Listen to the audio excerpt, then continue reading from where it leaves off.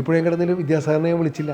വിദ്യാസാഗറിന് തോന്നി എന്തെങ്കിലും വിളിക്കാത്തതെന്ന് തോന്നാം. ആ സിനിമയുടെ കഥയൊക്കെ ആലോചിക്കുമ്പോൾ ഇതിന് പറ്റിയ മ്യൂസിക് ജോൺസന്റെ ആണെന്നുള്ളൊരു തോന്നലാണ് എനിക്കുണ്ടാകും. അത് കഴിഞ്ഞ് കൃഷ്ണകുടി വന്നു കഴിഞ്ഞപ്പോൾ എനിക്ക് തോന്നി ജോൺസൺ മാഷേക്കാളും ഈ പടത്തിന്റെ ഒരു മൂഡിന് നല്ലത് വിദ്യാസാഗർ. വീണ്ടും വിദ്യാസാഗറിലേക്ക് പോയി. ഇങ്ങനെ അങ്ങോട്ടും കൂടെ മാറി മാറി വരും. വിദ്യാസാഗറിന്റെ ഒക്കെ പാട്ടുകളിലെ എല്ലാ പാട്ടുകളും ഹിറ്റാണ്. അപ്പൊ ഞാൻ ഇപ്പോഴും കിടന്ന സമയത്ത് ഞാൻ ആലോചിച്ച് ജോൺസൺ മാഷിന്റെ ഒരു ജോണറിലുള്ള പാട്ടുകൾ, അദ്ദേഹത്തിന്റെ ഒരു ഗ്രാമീണ മലയാളിത്തം എന്നൊക്കെ പറയുന്നത് ജോൺസൺ മാഷ് കൊടുക്കുന്ന ഒരു മലയാളി ഈണത്തിന്റെ ഒരു സൗന്ദര്യമുണ്ട്. അത് വിദ്യാസാഗർ ചെയ്യാൻ പറ്റാണ്ടല്ലോ. ഇപ്പൊ വെണ്ണിലാ ചന്ദന ഗണത്തിൽ അതുണ്ട്, ഇല്ലെന്നല്ല ഞാൻ പറയുന്നത്. ഗിരീഷ് എപ്പോഴും കാണുമ്പോഴൊക്കെ പരാതി പറയുമായിരുന്നു, നിങ്ങൾ എന്റെ പാട്ട് എഴുതാൻ വിളിക്കില്ല എന്ന് പറഞ്ഞിട്ട്. ഒരു ദിവസം ഗിരീഷ് കുറച്ച് ഇമോഷണൽ ആയിട്ട് കുറേ കാലം കഴിഞ്ഞിട്ട്, നിങ്ങൾക്കൊന്നും എൻ്റെ വരികൾ പിടിക്കണ്ടാവില്ല, നിങ്ങളൊക്കെ വലിയ കവികളെയൊക്കെ വിളിക്കുള്ളൂ എന്നൊക്കെ പറഞ്ഞിട്ട് ഇമോഷണലായിട്ട് സംസാരിച്ചു. മലയാള സിനിമയിൽ 2 സംവിധായകർ മാത്രമാണ് എന്നെ പാട്ട് എഴുതാൻ വിളിക്കാതെ ഉള്ളൂ. ഒന്ന് ഭരതനാണ്, ഒന്ന് ഭരതൻ്റെ ശിഷ്യനായ നിങ്ങളാണെന്ന്. അപ്പം ഞാൻ പറഞ്ഞു അതെനിക്ക് ബഹുമതിയാണ്. എനിക്ക് ഭയങ്കര കുറ്റബോധം തോന്നി. ശരിയാണല്ലോ, കാരണം ഗിരീഷ് ഇത്രയും അടുത്ത സുഹൃത്തായിട്ട് എന്തുകൊണ്ട് ഞാൻ ഗിരീഷിനെ പാട്ട് എഴുതാൻ വിളിക്കുന്നില്ല? ഞാനത് രഞ്ജിത്തിനോടും പറഞ്ഞു. അപ്പോൾ രഞ്ജി പറഞ്ഞു നിങ്ങളുടെ കുഴപ്പമാണ്. അങ്ങനെയാണ് അതിൻ്റെ അടുത്ത സിനിമയായിരുന്നു ഇപ്പോഴും കിടന്നത്. കൈതപ്രം മാഷിനെ പോലും കോമ്പീറ്റ് ചെയ്യുന്ന രീതിയിലായിരുന്നു ഗിരീഷ് ഏട്ടൻ വന്നത്. വേറെ ചില സംവിധായകർക്ക് കവിത പാടില്ല എന്ന് പറയുന്ന സംവിധായകരുണ്ട്, അതിന് വേറെ പേനയുണ്ട് എന്ന് തമാശയായിട്ട് പുള്ളി പറഞ്ഞു. അപ്പോൾ നിങ്ങൾക്ക് വേണ്ടി ഞാൻ കരുതി വെച്ച പേനയാണെന്ന് പറഞ്ഞിട്ടാണ് ഇപ്പോഴും കിടത്തിൽ എഴുതി. അതേ പേനയായിട്ടാണ് പുള്ളി കൃഷ്ണകുടിയിൽ വരുന്നത്. അപ്പോൾ എന്നോട് ആദ്യം വന്ന ഉടനെ തന്നെ ഈ പേന എടുത്തിട്ട് പറഞ്ഞു, ഇതാണ് നിങ്ങൾക്കുള്ള പേന, ഞാൻ വേറെ ആർക്കും വേണ്ടിയിട്ടും ഇതുകൊണ്ട് പാട്ട് എഴുതിയിട്ടില്ല. ഗിരീഷ് ഏട്ടൻ്റെ പാട്ടുകൾക്കൊരു പ്രത്യേകത ഉണ്ടായിരുന്നു. എല്ലാവരും അത് ഏറ്റു പാടുകയും ചെയ്തു, വരികൾ ഓർത്തു വെക്കുകയും ചെയ്തു.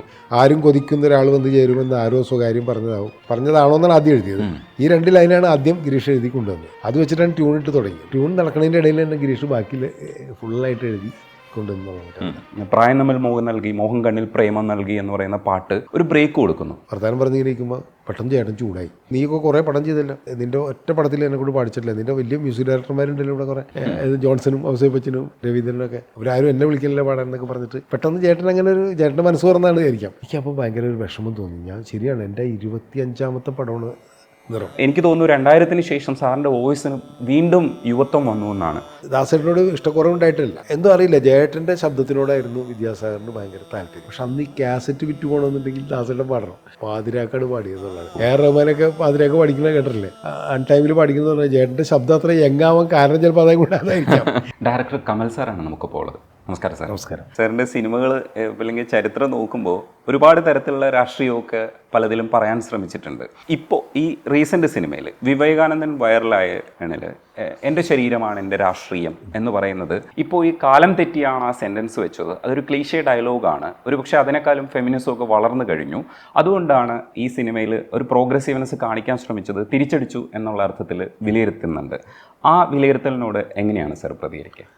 അല്ല, ഞാനത് വേറെ രീതിയിലാണ് കാണുന്നത്. കാരണം എന്താ വെച്ച് കഴിഞ്ഞാൽ എൻ്റെ ശരീരം എൻ്റെ അവകാശം എന്ന് പറയുന്നതാണ്. അത് പണ്ട് തുറന്നു പറയില്ലായിരുന്നു സ്ത്രീകൾ. എത്രയോ കാലമായിട്ട് ഈ അവസ്ഥ അനുഭവിക്കുന്നുണ്ട്, തുറന്നു പറയില്ലായിരുന്നു. പക്ഷെ ഇപ്പോൾ സംസാരിക്കാൻ തുടങ്ങി. ഇത് ജീവിതത്തിൽ സംസാരിക്കാൻ തുടങ്ങിയ കാലഘട്ടത്തിൽ ഒരു സിനിമയിലൂടെ അത് പറയാനുള്ള ശ്രമം നടത്തി എന്നുള്ളതാണ്. ഞാൻ വിശ്വസിക്കുന്നത് ഏത് കാലത്തിനും കാലഘട്ടത്തിലും അതിന് പ്രസക്തി ഉണ്ട് എന്നുള്ളതാണ്. കാരണം അവിടെ കൊണ്ട് തീരുന്നില്ലല്ലോ, ഈ പ്രശ്നം അവസാനിക്കുന്നില്ലല്ലോ. ഇപ്പം നമ്മൾ പൊളിറ്റിക്സ് പറയുമ്പോഴേ അങ്ങനെയാണല്ലോ, ഒരു പ്രശ്നം അവിടെ തീരുകയാണെങ്കിൽ മാത്രമേ പിന്നീട് അതിന് പ്രസക്തി ഇല്ല, ക്ലീഷേ എന്നുള്ള സാധനം പറയാൻ പറ്റുള്ളൂ. ഇതിന് 10 കൊല്ലം കഴിഞ്ഞാൽ ഈ അവസ്ഥയുണ്ട്. കാരണം ഇപ്പോഴും അത് അനുഭവിച്ചുകൊണ്ടിരിക്കുകയല്ലേ, പെൺകുട്ടികളൊക്കെ നമ്മൾ കാണുകയല്ലേ. അങ്ങനെയാണെങ്കിൽ അതില്ലാണ്ടാവുന്നില്ലല്ലോ സൊസൈറ്റി. നിയമമുണ്ടല്ലോ, നിയമം ഇപ്പോൾ 2012 നിർഭയ സംഭവത്തിന് ശേഷം കുറച്ചുകൂടി സ്ട്രോങ് ആയ നിയമങ്ങൾ വന്നു. ഇപ്പോൾ ഡൊമസ്റ്റിക് വയലൻസ് പോലും ശരിക്കും പറഞ്ഞാൽ ഈ ശിക്ഷാർഹമായിട്ടുള്ള വലിയ കുറ്റമാണല്ലോ. സെക്ഷൽ ഹരാസ്മെൻറ്റും വലിയ കുറ്റമാണ്. ഭർത്താവ് ചെയ്താൽ പോലും കൺസെൻറ്റ് ഇല്ലാണ്ട് ഭർത്താവ് ഭാര്യയായിട്ട് സെക്ഷൽ റിലേഷൻഷിപ്പ് പോലും അനുവദനീയമല്ലാത്ത നിയമപരമായിട്ട് വിലക്കുള്ളൊരു കാലഘട്ടത്തിൽ ഇതിങ്ങനെ തുടർന്നുകൊണ്ടിരിക്കുന്നുണ്ടല്ലോ. അപ്പോൾ ഏത് കാലഘട്ടത്തിലും പ്രസക്തമാണ് എന്നാണ് ഞാൻ ധരിച്ചത്. പക്ഷേ സിനിമയിലുള്ള ചില പ്രശ്നങ്ങൾ ഇതാണ്. നമ്മൾ സിനിമ ചെയ്യുമ്പോൾ അത് സിനിമയാകാൻ വൈകിയാൽ മതി, അതിൻ്റെ പ്രസക്തി നഷ്ടപ്പെടും. എനിക്ക് അങ്ങനെ തോന്നുന്നു. ഇപ്പോൾ അത് സിനിമയാകാൻ വൈകിപ്പോയി എന്നുള്ളതാണ് ഞാനതിൽ കാണുന്ന ഒരു കുഴപ്പം. കാലത്തിന് മുൻപേ പോയ സിനിമകൾ ചെയ്തിട്ടുണ്ട്. അപ്പോഴും ചില തരത്തിലുള്ള കാര്യങ്ങളൊക്കെ നമ്മൾ റീവാച്ച് ചെയ്യുമ്പോൾ, ഇപ്പോൾ ഒരു പാട്ടിൽ മുഴക്കോല് പോലും കൂടാതെ എന്നേ നിന്നെ ഞാൻ അളന്നിട്ടും പെണ്ണെ എന്നോട് എന്താണ് ഈ ഭാവം എന്നാണ് ചോദിക്കുന്നത്. എന്നിട്ടും എന്താണ് ഈ ഭാവം എന്നാണ് ചോദിക്കുന്നത്. അപ്പോൾ അതിനകത്ത് അങ്ങനെ അളന്നാൽ എന്ന് വെച്ചാൽ ഒരു പ്രാവശ്യം അങ്ങനെ കണ്ടാൽ അത് കൺസെൻ്റ് ആണ്. അതിന് ശേഷം വീണ്ടും നിൻ്റെ അടുത്ത് അനുവാദം ചോദിക്കേണ്ടതില്ല എന്ന് വേണമെങ്കിൽ അങ്ങനെ വായിച്ചെടുക്കാൻ ശ്രമിക്കാം. ഒരുപക്ഷെ കാലാധിപത്യം ആവണമെന്നൊക്കെ ആഗ്രഹിക്കുന്നത് കൊണ്ട് പറ്റിപ്പോകുന്നതായിരിക്കാം. പക്ഷേ പാട്ടുകൾ രസമാണ്. ആ പാട്ട് ഒളിക്കുന്നു എന്ന് പറയുന്ന അസാധ്യമായിട്ടുള്ള പാട്ടാണ്. സാറിൻ്റെ സിനിമകളിൽ ഒരുപാട് പാട്ടുകൾ ഇങ്ങനെ സൂപ്പർ ഹിറ്റുകളാണ്. ഇന്നും ഒരുപാട് ആവർത്തിച്ച് കേൾക്കുന്ന പാട്ടുകളുണ്ട്. ഇപ്പോൾ ചമ്പക്കുളത്ത് അച്ഛൻ സംഭവിക്കുന്ന സമയത്ത് ഒരുപക്ഷെ രവീന്ദ്രൻ മാഷുമായിട്ട് ചേർന്ന് കുറേ പാട്ടുകൾ ചെയ്തു കഴിഞ്ഞു. എനിക്ക് ഈ പറയുന്ന രവീന്ദ്രൻ മാഷിൻ്റെ സാർ ചെയ്ത എല്ലാ സിനിമകളുടെ പാട്ടുകളും ഇഷ്ടമാണ്. മാഷിനെ ഓർക്കുമ്പോൾ അപ്പം അയാൾ കഥ എഴുതുകയാണ്, ഓർക്കാൻ പറ്റും. അതിലൊരു അസാധ്യമായിട്ടുള്ള പല ജോണറിലുള്ള പാട്ടുകളുണ്ട്. അതേപോലെ സാറുമായിട്ട് ചെയ്ത വിഷ്ണു ലോകം ഏറ്റവും പോപ്പുലർ ആയിട്ടുള്ള MG ശ്രീകുമാറിൻ്റെ പാട്ടുകളൊക്കെ ഉൾപ്പെടുത്തിക്കൊണ്ടുള്ള പാട്ടായിരുന്നു. ഇത്രയും പാട്ടുകൾ എങ്ങനെയാണ് വന്നത് എന്നുള്ളൊരു അത്ഭുതമുണ്ട്. വിദ്യാസാഗറിൻ്റെ ഒക്കെ പാട്ടുകളിലെ എല്ലാ പാട്ടുകളും ഹിറ്റാണ്. എങ്ങനെയാണ് ഇത് വന്നതെന്നൊന്ന് പറയാം. പ്രധാനമായിട്ട് ഞാൻ നോക്കുന്നത് വെച്ച് കഴിഞ്ഞാൽ കറക്റ്റ് സിറ്റുവേഷൻ ഉണ്ടാകുക എന്നുള്ളതാണ് പാട്ട്. ചില സിനിമകളിൽ കറക്റ്റ് സിറ്റുവേഷൻ ഇല്ലെങ്കിൽ ആ പാട്ടുകൾ അങ്ങനെ ഹിറ്റായിട്ടില്ല. അതാണ് എൻ്റെ അനുഭവങ്ങൾ തന്നെ ഉണ്ട് ഒരുപാട്. ഇപ്പോൾ 4-5 പാട്ടുള്ള പടത്തിൽ പോലും ആ 5 പാട്ടിന് സ്പേസ് ഉണ്ടെങ്കിൽ, സിറ്റുവേഷൻ ഉണ്ടെങ്കിൽ ആ പാട്ടുകൾ ഹിറ്റാവും എന്നുള്ളതാണ് ഞാൻ ചെയ്ത സിനിമകളിൽ നിന്നുള്ള എൻ്റെ അനുഭവം. അവിടെ നമ്മൾ സെലക്ട് ചെയ്യുന്ന ഒരു പ്രധാനപ്പെട്ട കാര്യം എന്ന് വെച്ച് കഴിഞ്ഞാൽ, ഒരു പടത്തിൻ്റെ കഥയും കാര്യങ്ങളൊക്കെ വന്നു കഴിയുമ്പോൾ ഞാൻ ആലോചിക്കുന്നത് ഇത് ആര് മ്യൂസിക് ചെയ്താൽ നന്നായിരിക്കും, ഇതിൻ്റെ മ്യൂസിക്കിൻ്റെ ഒരു ഏരിയ എന്ന് പറയുന്നത് ആരായിരിക്കണം എന്നുള്ള കാര്യത്തിൽ എനിക്കൊരു വളരെ ഇതുണ്ട്. അല്ലാണ്ട് എൻ്റെ കഴിഞ്ഞ പടത്തിൻ്റെ പാട്ടുകൾ ഹിറ്റായി അതേ മ്യൂസിക് ഡയറക്ടർ വെച്ച് റിപ്പീറ്റ് ചെയ്യുക അങ്ങനെ ഞാൻ ചിന്തിക്കാറില്ല. എൻ്റെ സുഹൃത്തുക്കളായാൽ പോലും ഞാൻ അങ്ങനെ ചിന്തിക്കാറില്ല. ഇതിന് പറ്റുന്ന ആരാണ് മ്യൂസിക് ഡയറക്ടർ എന്ന് നോക്കുക. അതുകൊണ്ടാണ് രവീന്ദ്ര മാഷ്, ഞാൻ ആദ്യത്തെ പടം ഞാൻ മാഷ് കൊണ്ട് ചെയ്ത് വിഷ്ണുലോകം. അതിനുശേഷം വിഷ്ണുലോകം കഴിഞ്ഞ് ഇമ്മീഡിയറ്റ് ആയിട്ട് ഉള്ളടക്കം വന്നു കഴിഞ്ഞപ്പോൾ ഔസേപ്പച്ചനാണ്. അപ്പോൾ രവീന്ദ്ര മാഷെ ഞാൻ പിന്നെ വിളിച്ചിട്ടില്ല. പിന്നെ 3-4 പടം കഴിഞ്ഞിട്ടാണ് ബോംബെയിൽ ഇവിടെ ഗസലിന് മുമ്പാണ് ചമ്പക്കുളാസ് വീണ്ടും മാഷ വിളിക്കുന്നത്. അപ്പോൾ അങ്ങനെയാണ് സംഭവിക്കുന്നത്, രവീന്ദ്ര മാഷ വിളിക്കുന്നത്. അതിനുശേഷം പിന്നെ കുറേ കഴിഞ്ഞിട്ടാണ് അയാൾക്ക് അത് എഴുതുകയാണ് എന്നുള്ള പടത്തിൽ വിളിക്കുന്നത്. അപ്പോൾ അത് ഗ്യാപ്പ് ഉണ്ടാവാറുണ്ട് ഞങ്ങൾ തമ്മിൽ. അപ്പോൾ മാഷക്ക് മഴയത്തുമ്പേ, ഓഫ് കോഴ്സ് മഴയത്തുമ്പേ രവീന്ദ്ര മാഷൻ. അപ്പോൾ ഞാൻ രവീന്ദ്ര മാഷ എന്നോട് ചോദിക്കാറുണ്ട്, നീ എന്താ അടുത്ത പടത്തിന് എന്നെ വിളിക്കാത്തത്? ഞാൻ പറഞ്ഞു അങ്ങനെ റിപ്പീറ്റ് ചെയ്യേണ്ട കാര്യമില്ലല്ലോ എന്ന് പറഞ്ഞ് തമാശയാക്കിയിട്ട് അങ്ങ് പോകാറുണ്ട്. അത് തന്നെയാണ് ഔസേപ്പച്ചനൊക്കെ ചിലപ്പോൾ ഉള്ളിലൊരു പരാതി തോന്നിയിട്ടുണ്ടാകും ഔസേപ്പച്ചൻ, എന്താ അടുത്ത പടത്തിനും പാട്ടുകൾ ഹിറ്റായിട്ടും അടുത്ത പടത്തിനും വിളിക്കാത്തതാണ്. അപ്പോൾ ഞാൻ പറയാം, ഇപ്പോൾ വിദ്യാസാഗർ ഇപ്പോൾ ആദ്യം എനിക്ക് വേണ്ടിയിട്ട് പടം ചെയ്തിട്ട് അഴകിരാവണുള്ള പടം ചെയ്തു. എല്ലാ പാട്ടുകളും ഭയങ്കര ഹിറ്റായി. വിദ്യാസാഗറിൻ്റെ ഒരു എൻട്രി മലയാളത്തിലേക്ക് ഭയങ്കര എന്താ പറയുക, ആൾക്കാർക്ക് അത്ര ഇഷ്ടമായിട്ടുള്ളൊരു എൻട്രി ആയിരുന്നു. പക്ഷേ ഇമ്മീഡിയറ്റ് ആയിട്ട് ഞാൻ ചെയ്ത പടം ഈപ്പുഴയും കിടന്നാണ്. ഈപ്പുഴയും കിടന്നതിൽ വിദ്യാസാഗറിനെ ഞാൻ വിളിച്ചില്ല. വിദ്യാസാഗറിന് തോന്നി എന്തെന്നെ വിളിക്കാത്തതെന്ന് തോന്നാം. അപ്പോൾ ഞാൻ ഈപ്പുഴയും കിടന്ന സമയത്ത് ഞാൻ ആലോചിച്ച് ജോൺസൺ മാഷിൻ്റെ ഒരു ജോണറിലുള്ള പാട്ടുകൾ, അദ്ദേഹത്തിൻ്റെ ഒരു ഗ്രാമീണ മലയാളിത്തം എന്നൊക്കെ പറയുന്നത് ജോൺസൺ മാഷ് കൊടുക്കുന്ന ഒരു മലയാളി ഈണത്തിൻ്റെ ഒരു സൗന്ദര്യം ഉണ്ടല്ലോ, അത് വിദ്യാസാഗറിന് ചെയ്യാൻ പറ്റാണ്ടല്ലോ. ഇപ്പോൾ വെണ്ണിലാ ചന്ദനക്കിണ്ണത്തിൽ അതുണ്ട്, ഇല്ലെന്നല്ല ഞാൻ പറയുന്നത്. പക്ഷേ നമുക്ക് അങ്ങനെ ഞാൻ പറയുന്നത്, നേരത്തെ ആ സിനിമയുടെ കഥയൊക്കെ ആലോചിക്കുമ്പോൾ ഇതിന് പറ്റിയ മ്യൂസിക് ജോൺസൻ്റെ ആണെന്നുള്ളൊരു തോന്നലാണ് എനിക്കുണ്ടാകുന്നത്. അവിടെ ഞാൻ ജോൺസനെ വിളിച്ചത്. അത് കഴിഞ്ഞ് കൃഷ്ണ കൂടി വന്നു കഴിഞ്ഞപ്പോൾ എനിക്ക് തോന്നി ജോൺസൺ മാഷേക്കാളും ഈ പടത്തിൻ്റെ ഒരു മൂഡിന് നല്ലത് വിദ്യാസാഗർ. വീണ്ടും വിദ്യാസാഗറിലേക്ക് പോയി. ഇങ്ങനെ അങ്ങോട്ടും കൂടെ മാറി മാറി വരും. ഞാൻ എല്ലാ മ്യൂസിക് ഡയറക്ടേഴ്സിൻ്റെ അടുത്തും അങ്ങനെ ചെയ്തിട്ടുള്ളൂ. വിദ്യാസാഗറിനെ കുറിച്ച് പറയുമ്പോൾ ഈ ഗിരീഷ് പുത്തഞ്ചേരി വിദ്യാസാഗർ, ഇപ്പം ഗിരീഷ് ഏട്ടനെ കുറിച്ച് ഞാൻ ഓർക്കുമ്പോൾ ആദ്യം വരുന്നതെന്ന് പറഞ്ഞാൽ പിന്നെയും പിന്നെയും ആരോ കിനാവിൻ്റെ പടികടന്നെത്തുന്ന പദനിസ്വനം. ഒരുപക്ഷെ മലയാളികൾ കൂടുതൽ പേരും ഓർക്കുന്നത് ഇങ്ങനെ തന്നെയായിരിക്കും ഗിരീഷ് ഏട്ടനെ. ഗിരീഷ് ഏട്ടൻ്റെ പാട്ടുകൾക്കൊരു പ്രത്യേകത ഉണ്ടായിരുന്നു. എല്ലാവരും അത് ഏറ്റു പാടുകയും ചെയ്തു, വരികൾ ഓർത്തു വെക്കുകയും ചെയ്തു. കൈതപ്രം മാഷിനെ പോലും കോമ്പീറ്റ് ചെയ്യുന്ന രീതിയിലായിരുന്നു ഗിരീഷ് ഏട്ടൻ വന്നത്. ഗിരീഷ് ഏട്ടൻ്റെ ഈ പാട്ടുകളും പ്രത്യേകിച്ച് വിദ്യാസാഗറുമായിട്ട് ചേർന്ന് നിന്ന സാറിൻ്റെ സിനിമകളിലെ പാട്ടുകൾ ഗിരീഷ് ഏട്ടൻ ഒന്ന് ഓർക്കൂ. ഗിരീഷ് ഈ പുഴയും കടന്നിലാണ് ആദ്യമായിട്ട് എനിക്ക് പാട്ട് എഴുതുന്നത്.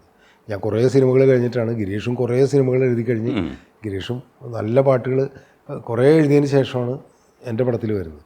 അപ്പോൾ ഗിരീഷ് എപ്പോഴും കാണുമ്പോൾ പരാതി പറയുകയും ചെയ്യുമായിരുന്നു. അപ്പം ഞാൻ ഗിരീഷായിട്ടുള്ളൊരു പരിചയം തുടങ്ങുന്നത് വെച്ചാൽ പെരുവണ്ണാപുരത്തെ വിശേഷങ്ങളുടെ അന്ന് പാട്ടുകളൊന്നും അങ്ങനെ എഴുതിയിട്ടില്ല. ഗിരീഷ് 1-2 ചെറിയ പടങ്ങൾക്ക് പാട്ട് എഴുതിയിട്ടുള്ളൂ.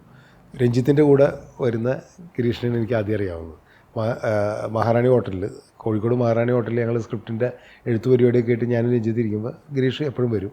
പലപ്പോഴും രഞ്ജിത്തിനെ സ്ക്രിപ്റ്റ് എഴുതാനൊക്കെ സഹായിക്കാം, എനിക്ക് നല്ല കൈപ്പടയാണ്. അപ്പോൾ എഴുതാനൊക്കെ ആയിട്ട് കൂടെ കൂടുന്ന ഒരാളായിരുന്നു ഗിരീഷ്. അതിൽ പാട്ട് കിട്ടുമെന്ന് ഗിരീഷ് ചിലപ്പോൾ ആഗ്രഹിച്ചിട്ടുണ്ടാവും, പക്ഷേ അതിൽ ഇല്ലായിരുന്നു. അതിൽ PK ഗോപിയാണ് പാട്ട് എഴുതിയത്. പിന്നെ കുറേ സിനിമകളിൽ ഇപ്പോൾ പാവമ്പാൻ രാജകുമാരനൊക്കെ ചെയ്ത സമയത്ത് കൈതപ്പുറത്തിലേക്ക് പോയി, അങ്ങനെ കുറേ പാട്ട്. അപ്പോൾ ഗിരീഷിന് അങ്ങനെ പാട്ട് കൊടുത്തിട്ടില്ല. അപ്പോൾ ഗിരീഷ് എപ്പോഴും കാണുമ്പോഴൊക്കെ പരാതി പറയുമായിരുന്നു, നിങ്ങൾ എൻ്റെ പാട്ട് എഴുതാൻ വിളിക്കില്ല എന്ന് പറഞ്ഞിട്ട്. ഒരു ദിവസം ഗിരീഷ് കുറച്ച് ഇമോഷണലായിട്ട് കുറേ കാലം കഴിഞ്ഞിട്ട് മഹാറാണി ഹോട്ടലിൽ വെച്ചിട്ട് തന്നെ ഇതേപോലെ വളരെ ഇമോഷണലായിട്ട് എന്നോട് പറഞ്ഞു, നിങ്ങൾക്കൊന്നും എൻ്റെ വരികൾ പിടിക്കണ്ടാവില്ല, നിങ്ങളൊക്കെ വലിയ കവികളെയൊക്കെ വിളിക്കുള്ളൂ എന്നൊക്കെ പറഞ്ഞിട്ട് ഇമോഷണലായിട്ട് സംസാരിച്ചു. മലയാള സിനിമയിൽ 2 സംവിധായകർ മാത്രമാണ് എന്നെ പാട്ട് എഴുതാൻ വിളിക്കാതെ ഉള്ളൂ. ഒന്ന് ഭരതനാണ്, ഒന്ന് ഭരതൻ്റെ ശിഷ്യനായ നിങ്ങളാണെന്ന് പറഞ്ഞു. അപ്പം ഞാൻ പറഞ്ഞു അതെനിക്ക് ബഹുമതിയാണ്, ഭരതനാണ് വിളിക്കാത്ത ഒരാൾ.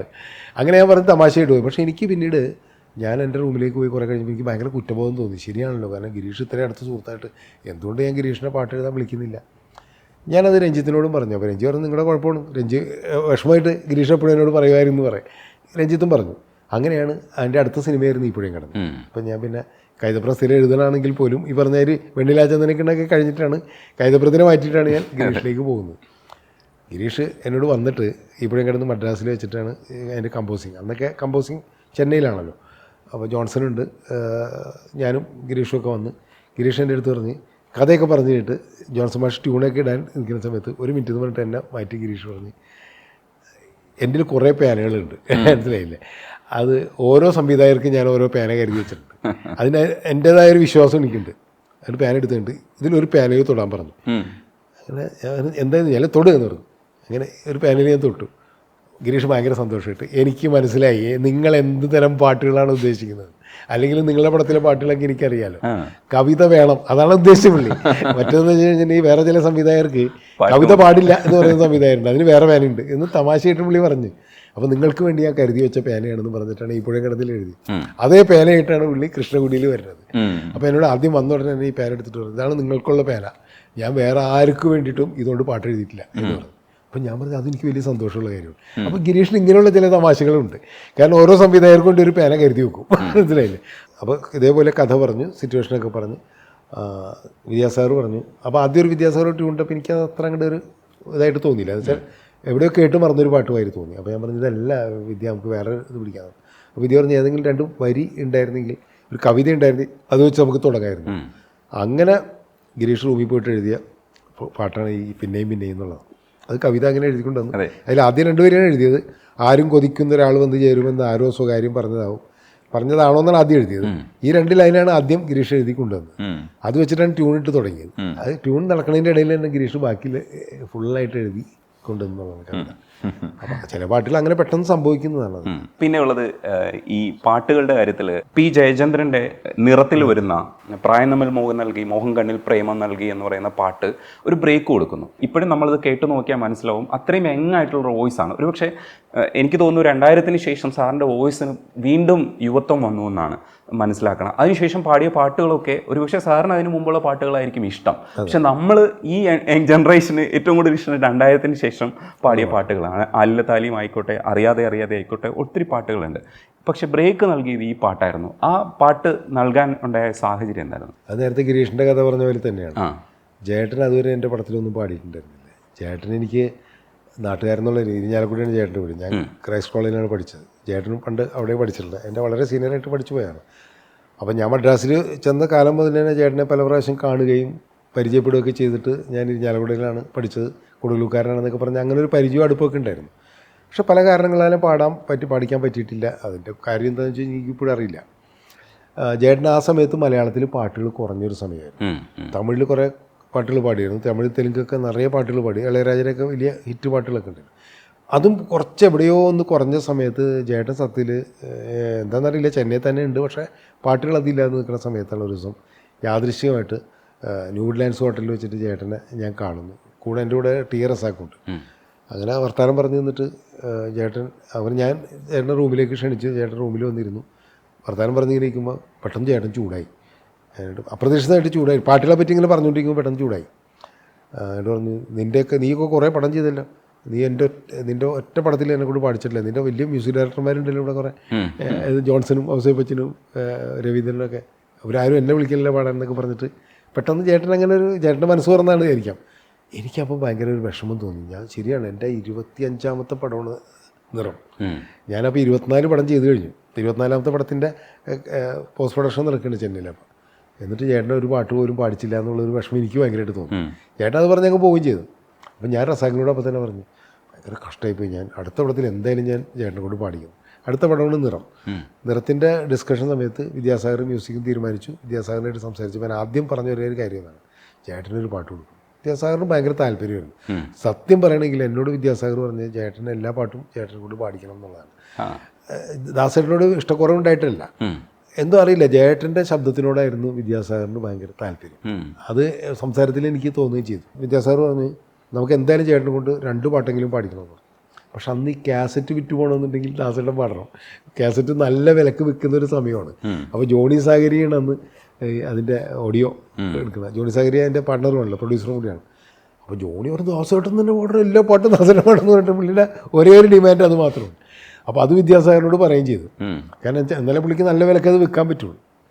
അങ്ങനെ സംസാരിച്ചു വന്നു കഴിഞ്ഞപ്പോൾ എന്തായാലും ചേട്ടനെ കൊണ്ട് ഒരു പാട്ട് പാടിക്കണം, അത് ഉറപ്പാണ് എന്ന് ഞാനും വിദ്യാസാഗറും പറഞ്ഞു. അല്ല അപ്പോൾ ജോണി പറഞ്ഞു ഓക്കെ, ഡയറക്ടർ പറഞ്ഞ പോലെ എന്ന് പറഞ്ഞു. അപ്പോൾ ഏത് പാട്ട് എന്നുള്ളതാണ്. അപ്പോൾ വിദ്യാസാഗറാണ് പറഞ്ഞത് ഈ പ്രായം തമ്മിൽ നിന്നുള്ള പാട്ട് പാടിക്കണം. അപ്പോൾ അത് കോളേജ് സ്റ്റുഡൻറ്റ് പാടുന്ന പാട്ടാണ്, അത് ശരിയാവുമോ എന്നുള്ള ചോദ്യം നമുക്കൊക്കെ ഉണ്ടായിരുന്നു. അപ്പോൾ വിദ്യാസാഗറാണ് പറഞ്ഞത് ചേട്ടൻ്റെ വോയിസ് ഭയങ്കര ഡിഫറെൻ്റ് ആയിട്ടുള്ള വോയിസാണ്, ബാക്കി എല്ലാ പാട്ടും കുഞ്ചാക്കോ ബോബന് വേണ്ടിയിട്ടാണ്, അപ്പോൾ ഇതിൽ വേറൊരു ക്യാരക്ടറിന് വേണ്ടിയിട്ടല്ലേ പാടുന്നത്, അപ്പോൾ എന്തായാലും ആ പാട്ട് തന്നെ മതി എന്നുള്ള തീരുമാനിക്കുകയും അത് കമ്പോസ് ചെയ്ത് അത് റെക്കോർഡിങ്ങിന് വേണ്ടി ചേട്ടൻ വരുന്നത് ഓർക്കസ്ട്രേഷൻ എല്ലാം കഴിഞ്ഞ് വന്നപ്പോൾ രാത്രി 10 മണിയായി. അപ്പോഴാണ് വിദ്യാസാഗർ ചേട്ടനെ വിളിക്കുന്നത്. അത് എന്നെയാണ് ചേട്ടൻ വിളിച്ചിട്ട് ഇടയ്ക്കിടയ്ക്ക് വിളിച്ചു ചോദിക്കും, അന്ന് മൊബൈലില്ല, ആ വിദ്യാസാഗർ സ്റ്റുഡിയോയിലേക്ക് ഇടയ്ക്ക് വിളിച്ചിട്ട് ചോദിക്കും പാട്ട് റെഡിയാന്ന് ചോദിക്കും. അപ്പോൾ നമ്മൾ ചേട്ടൻ വിളിക്കും, വിദ്യാസാഗർ വിളിക്കും എന്ന് പറയും. രാത്രി 10 മണിക്കാണ് ചേട്ടൻ വരുന്നത്. അപ്പോഴാണ് പാട്ട് റെഡി. എന്നിട്ട് പാട്ട് പഠിച്ചിട്ട് പാതിരാക്കാണ് പാടിയെന്നുള്ളതാണ്. എ ആർ റഹ്മാനൊക്കെ പാതിരാക്ക പഠിക്കുന്നത് കേട്ടിട്ടില്ലേ, ടൈമിൽ പഠിക്കുന്നത് പറഞ്ഞാൽ ചേട്ടൻ്റെ ശബ്ദം അത്ര യങ്ങാവാൻ കാരണം ചിലപ്പോൾ അതേ കൂടാതായിരിക്കാം, എനിക്കറിയില്ല. ഞങ്ങൾ ഞെട്ടിപ്പോയി എന്നുള്ളതാണ് ഈ ചേട്ടൻ്റെ ശബ്ദം കേട്ട് കഴിഞ്ഞപ്പോൾ. ചേട്ടൻ വളരെ കൂളായിട്ട് പാടുകയും ചെയ്തു. ആ പാട്ട് ഭയങ്കര ഹിറ്റായി. മറ്റു പാട്ടുകളൊക്കെ ഹിറ്റായപ്പോൾ തന്നെ അതിനേക്കാളും കൂടുതൽ ഹിറ്റായത് ഈ പാട്ടാണ്. ചേട്ടന് ബെസ്റ്റ് സിംഗറിനുള്ള അവാർഡ് കിട്ടിയ വർഷം, കുറേ വർഷത്തിന് ശേഷമാണ് ചേട്ടന് അവാർഡ് കിട്ടുന്നത്. ഇതേ പടം തന്നെ തെലുങ്കിൽ റീമേക്ക് ചെയ്തു, നൂവേ കാവാലി എന്ന് പറഞ്ഞിട്ട് നിറം തെലുങ്കിൽ റീമേക്ക് ചെയ്തത് ഭയങ്കര ഹിറ്റായിരുന്നു. അപ്പോൾ അവിടെ അന്ന് അതിൻ്റെ പ്രൊഡ്യൂസർക്ക് ഒരേ ഒരു ഡിമാൻഡ് എന്ന് പറഞ്ഞാൽ ഈ പാട്ട് അങ്ങനെ തന്നെ അതേ ട്യൂൺ തന്നെ വേണം തെലുങ്കിൽ. വിദ്യാസാഗറിൻ്റെ അടുത്ത് അതിൻ്റെ റൈറ്റ്സ് വാങ്ങിച്ചു. അതിൻ്റെ മ്യൂസിക് ഡയറക്ടർ എന്ന് പറഞ്ഞാൽ മരകതമണിയായിരുന്നു. അതിൻ്റെ പ്രൊഡ്യൂസർ എന്ന് പറഞ്ഞാൽ രാമോജി ഫിലിം സിറ്റിയാണ്. അപ്പോൾ രാമോജി അവർ വലിയ പ്രൊഡ്യൂസേഴ്സുമാണല്ലോ. അങ്ങനെ വിദ്യാസാഗറിൻ്റെ നിന്ന് ട്യൂൺ വാങ്ങിച്ച് സ്വാഭാവികമായിട്ട് അവിടുത്തെ വലിയ സിംഗേഴ്സ് ഉണ്ട്, SPB ഒക്കെ ഉള്ള സമയമാണ്, SPB കൊണ്ടൊക്കെ പാടിക്കേണ്ടതേ ഉള്ളൂ. പക്ഷേ മരകതമണി പറഞ്ഞ് ചേട്ടൻ തന്നെ പാടി. ചേട്ടനെ വിളിച്ച് തെലുങ്ക് പാട്ടും തെലുങ്കിലും ആ പാട്ട് ഭയങ്കര ഹിറ്റായി എന്നുള്ളതാണ്, ഭയങ്കര ഹിറ്റായിരുന്നു. അപ്പോൾ ചേട്ടൻ്റെ ഒരു ഭയങ്കരമായ ഒരു തിരിച്ചുവരവിന് ഒരു നിമിത്തമായി ആ പാട്ട് എന്നുള്ളത് സത്യമാണ്. സിനിമയിൽ ഭയങ്കര സിങ്ക് ആയിരുന്നു. അതിൻ്റെ ഇടയ്ക്ക് ഹമ്മിങ് ഒക്കെ എന്നിട്ട് പേപ്പറൊക്കെ മേഘത്തേരിൽ ദൂതു വരും അങ്ങനെ പറയുന്നില്ല, സാധനം ഭയങ്കര രസമായിട്ട് സിങ്ക് ആയിരുന്നു ആ പാട്ടൊക്കെ. അല്ല, സ്വാഭാവികമായിട്ട് എനിക്ക് തോന്നിയിട്ടുള്ള കാര്യം എന്ന് വെച്ചാൽ റിവ്യൂ ചെയ്യുന്നതിന് തെറ്റാണെന്ന് നമുക്ക് ഒരിക്കലും പറയാൻ പറ്റില്ല. അതൊരു ആവിഷ്കാര സ്വാതന്ത്ര്യം എന്നുള്ള രീതിയിൽ ഒരു പൗരന് അവന് അഭിപ്രായം പറയാനുള്ള എല്ലാ സ്വാതന്ത്ര്യമുണ്ട്. സിനിമയെക്കുറിച്ചും കണ്ടിട്ട് സിനിമ മോശമാണെന്ന് പറയാനുള്ള എല്ലാ സ്വാതന്ത്ര്യമുണ്ട്. ആ സ്വാതന്ത്ര്യത്തെ നമ്മൾ നിഷേധിക്കുന്നുമില്ല.